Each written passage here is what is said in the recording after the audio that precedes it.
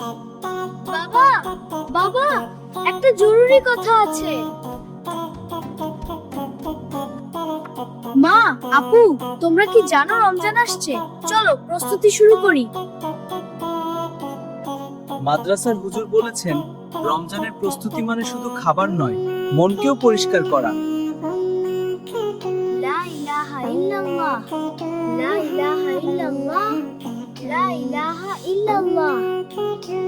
এই জায়গাটা আমাদের ইবাদত কর্নার। এখানে আমরা সবাই মিলে কুরআন পড়ব। মা, ভাজা পোড়া কমিয়ে বেশি করে ফল আর খেজুর রেখো কিন্তু। আপু, আমি ক্যালেন্ডারে রঙিন তারা লাগাব।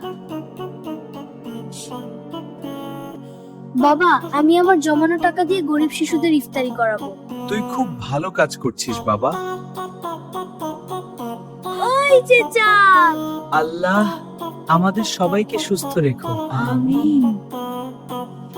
বন্ধুরা, তোমরাও কিন্তু রমজানের প্রস্তুতি নাও। সবাইকে রমজান মোবারক।